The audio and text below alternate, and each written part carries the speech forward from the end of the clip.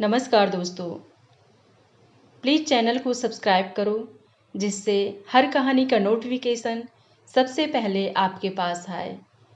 तो कहानी शुरू करते हैं। सुबह सूरज की पहली किरण के साथ तुम्हारा चहकना शुरू हो जाता था। तुम्हारी चूं-चूं की उस आवाज़ से हर रोज मेरी नींद खुल जाती थी। कभी कभी तो मुझे तुम्हारे अंदर एक माँ, एक बहन और पत्नी दिख जाती थी, जैसे वो आकर कह रही हो, कब तक सोए रहोगे, उठ जाओ, सुबह हो गई है। हाँ, बस एक कमी थी कि तुम उनकी तरह ये नहीं पूछती थी कि चाय लाऊं तुम्हारे लिए। शायद पूछ भी लेती अगर मैं तुम्हारी भाषा समझ लेता, पर हाँ, तुम्हारी आवाज में मेरे लिए जो अपनापन और स्नेह था वो मुझे दिखता था। समझ आता था इतने बड़े घर में सिर्फ मैं और तुम ही तो थे, दोनों बिल्कुल अकेले। शायद ये अकेलापन ही था जिसने हमारे बीच एक मूक संवाद को जन्म दिया। आंगन की दीवार के उस छोटे से छेद में तुम्हारा वो घोंसला मुझे बहुत लुभाता था। मेरा मन करता था कि मैं भी उसी में जाकर तुम्हारे साथ रहने लगूं, कि तुम्हारी नजरों से मैं भी दुनिया देखूं और देखूं कि तुम्हारी नजरों से दुनिया कैसी दिखती है, वैसी जैसी मुझे नजर आती है या उससे बिल्कुल अलग।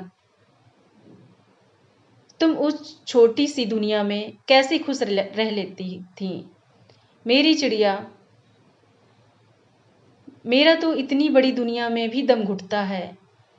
ऐसा लगता है कि घर की चार दीवारी दिन ब दिन छोटी होती जा रही है और मैं उनके बीच पिसता जा रहा हूं। मेरी चिड़िया, तुम मुझसे पूछती थी ना कि मैं कैसे तुम्हारी हर बात जान लेता हूं, कैसे तुम्हारे बिना कुछ कहे तुम्हारी हर परेशानी को समझ जाता हूं। तो वो सिर्फ इसलिए क्योंकि मैंने जिंदगी के हर पहलू को बड़े करीब से छुआ है, महसूस किया है।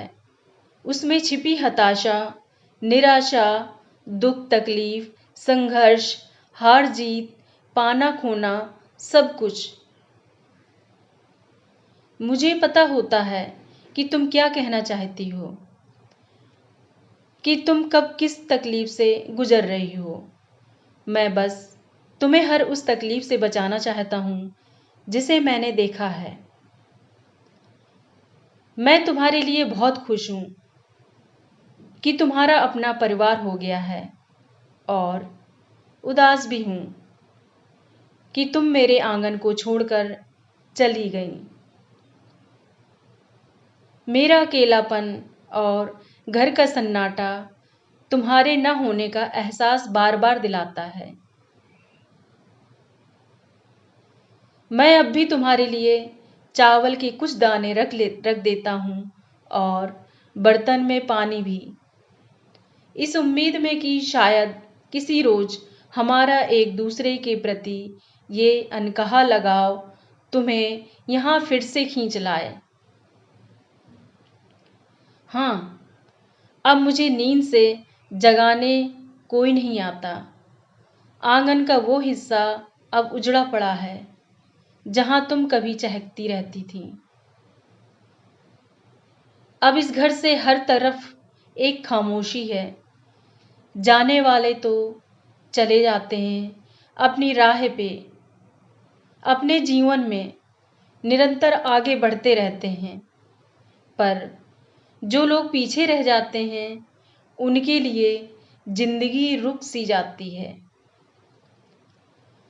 कभी कभी बरबस मेरी निगाहें तुम्हारी घोंसले की तरफ चली जाती हैं,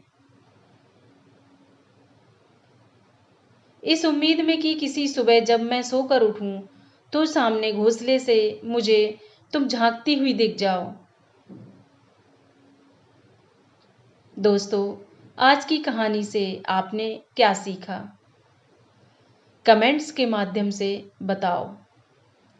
यदि चैनल पर नए हो तो चैनल को सब्सक्राइब करो, जिससे हर कहानी का नोटिफिकेशन सबसे पहले आपके पास आए।